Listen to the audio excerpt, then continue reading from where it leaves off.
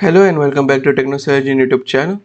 So we have some news regarding Intel's Nova Lake performance, and the leak claims to be 10% faster in single-threaded and upwards of 60% faster with multi-threaded uplift. It is to be expected because the core count is increasing significantly, but the Core Ultra 300 series Nova Lake is 10% faster in single-threaded. As you can see, this according to this leak, it is 1.1 times higher in single-threaded and 1.6 times the performance in multi-threaded and need low power island. And yeah, as you can see, it looks pretty interesting.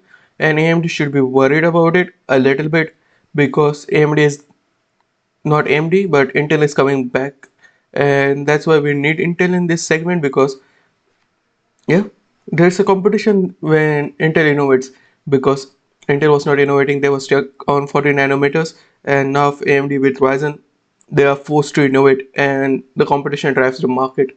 So it's interesting to see. Next up, Nvidia's latest DLSS version revision reduces VRAM usage by 20% for upscaling. Optimization reduces overhead of more powerful transformer model. The problem with DLSS 4 was it requires a high amount of VRAM for those frame generations and stuff like that. So it was causing a latency and issues where the frames were not that high. But now uh,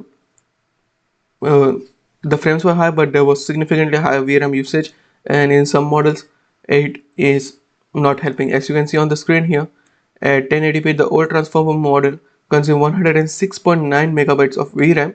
The new one consumed just 87 megabytes, so they had significantly reduced it. For comparison, the CNN model consumes 60.83 megabytes of VRAM. DLSS memory usage consumption increases or decreases linearly based on resolution. The higher the resolution, the more VRAM DLSS usage. So that's why in lower graphics card like RTX 4060, we are not getting that level of performance which was speculated.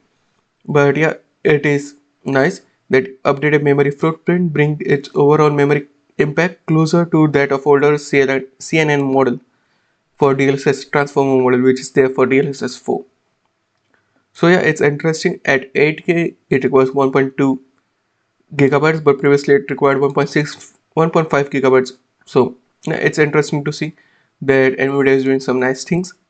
Next up, we also got some news regarding the upcoming Super Series because AMD's RX 9070 XT is doing pretty good, and that's why Nvidia is releasing their RTX 5070 Super Series relatively soon. And it's come from Copilot 7 Kimi PG147 SKU 65 GBU 205 400-A1 6400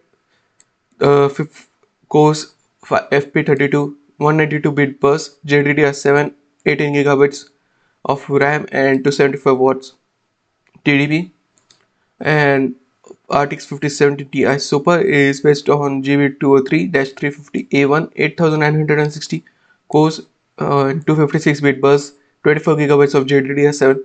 So it's interesting that they are launching it pretty soon, and RTX 5070 Ti also on the upcoming GPU list. The memory capacity has been increased by 8 gigabytes, and for 5060 also it has been increased by 6 gigabytes. There is no memory clock mentioned as of now, but the power envelope is also increased by 10 to 20% for the upcoming series. And also RTX 5080 is also getting 8 GB of VRAM increase compared to their non-super part.